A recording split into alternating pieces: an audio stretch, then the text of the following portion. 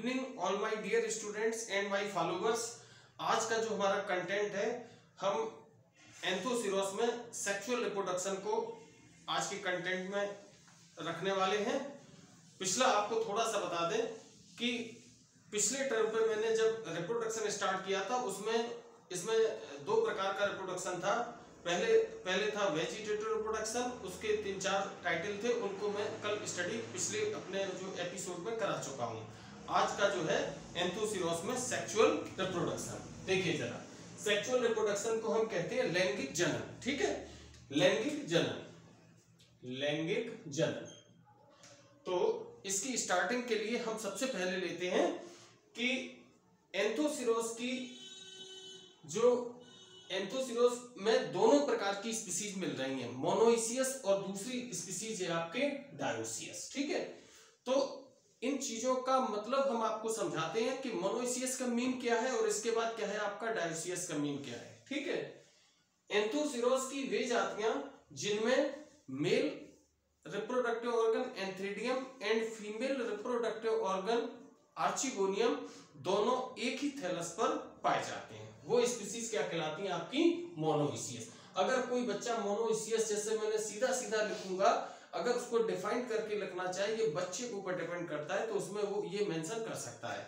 Anthoceros की वे जातियां जिनमें mail reproductive organ and female male reproductive organ antheridium and female reproductive organ archegonium एक ही thallus पर पाए जाए, वो क्या कहलाती हैं आपकी मोनोइसियस। ठीक है, और इसमें एग्जाम्पल हो गया आपका एंथोसिरोस फ्यूजिफॉर्मिस एंड एंथोसिरोस हिमालयेंसिस। ठीक है, तथा अथवा इसकी और करके हम जो लिखेंगे कंटेंट, और कुछ जातियां या अथवा जो है डायोसियस है। ठीक है, डायोसियस का मतलब क्या हुआ, अर्थात वे जातियां जिनमें mail reproductive organ antheridium and female reproductive organ archegonium अलग अलग थैलस पर पाई जाती हैं।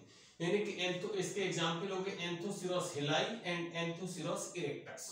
ठीक है, इसके बाद क्या है, एक नई कंडीशन बच्चों जनरेट हो रही है जो अन्य में नहीं थी। कॉम्पिटिटिव सवाल बनता है इसमें कि इसकी जो मोनोइसियस स्पीसीज है, कौन सी स्पीसीज बोला मैंने, मोनोइसिस, यानी कि वे स्पीसीज जिनमें mail and female reproductive organ एक ही थैलस पर पाए जाते हैं, तो उनमें प्रोटेंडरस कंडीशन पाई जाती। क्या पाई जाती, कोई बुक लिख रही है प्रोटेंडरस और कोई लिख रही प्रोटेंड्री, और इसको हिंदी में कहते हैं पुनर्दीर्घी। ठीक है, अब मैं हिंदी में बिल्कुल 100% श्योर नहीं हूं, लेकिन प्रोटेंडरस और प्रोटेंड्री, ठीक है, पुनर्दीर्घी ऐसा कुछ करके है, कई एक बुक से देखा है मैंने।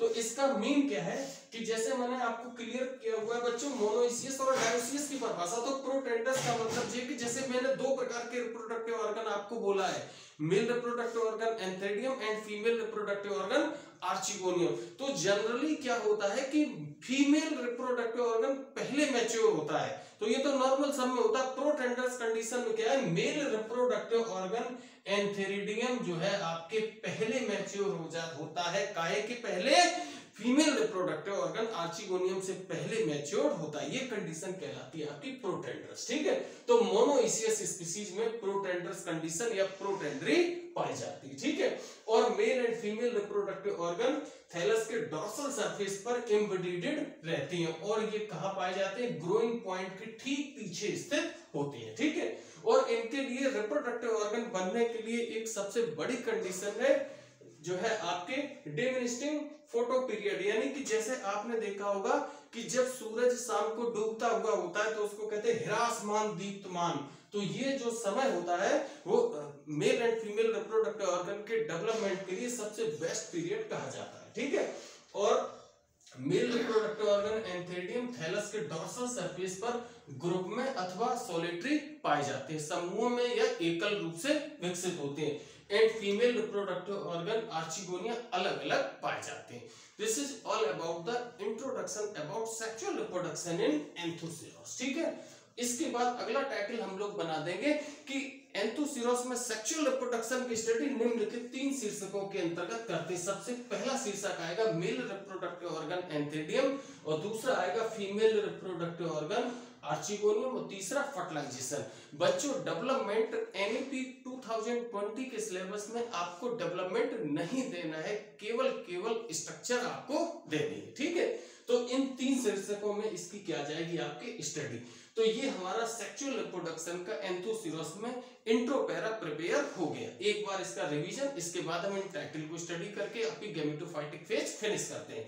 तो सबसे पहली चीज एंथोसिरोस की जातियां एंथोसिरोस की कुछ जातियां एंथोसिरोस की जातियां मोनोइसियस हैं, जैसे एंथोसिरोस फ्यूजिफॉर्मिस एंड एंथोसिरोस हिमालयेंसिस। ठीक है, अर्थात वे जातियां जिनमें mail and female reproductive organ एक ही थैलस पर पाए जाते हैं, तथा कुछ जातियां डायोसियस हैं, जैसे एंथोसिरोस हिलाई एंड एंथोसिरोस इरेक्टस, अर्थात एंथोसिरोस की वे जातियां जिनमें mail and female reproductive organ अलग अलग थैलस पर डेवलप होते हैं, और इनकी मोनोइसियस स्पीसीज में प्रोटेंडर्स कंडीशन पाई जाती है, अर्थात एंथ्रेडियम का डेवलपमेंट आर्चिगोनिया से पहले होता है, और male and female reproductive organ thallus के डॉर्सल सरफेस पर ग्रोइंग पॉइंट के ठीक पीछे एम्बेडेड रहते हैं, और disseminating photoperiod male and female reproductive organ के डेवलपमेंट के लिए बेस्ट टाइम होता है।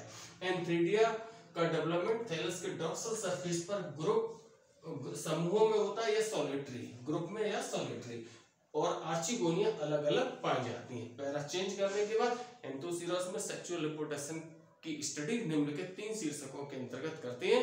एंथ्रेडियम, नंबर 2 आर्चिगोनियम, नंबर 3 फर्टिलाइजेशन। अब सबसे पहले हम शुरू करते हैं एंथ्रेडियम के बारे में। देखिए जरा एंथ्रेडियम क्या है, कि इसको हम रब कर देते हैं, इसके बाद हम पढ़ते हैं एंथोसिरोस की जो है आपके एंथ्रेडियम। देखिए जरा एंथ्रेडियम के बारे में फिगर मैं डाल दूंगा, उसमें आपके एंथ्रेडियम इज ए क्लब शेप। क्या बोला है मैंने, club shape and start structure.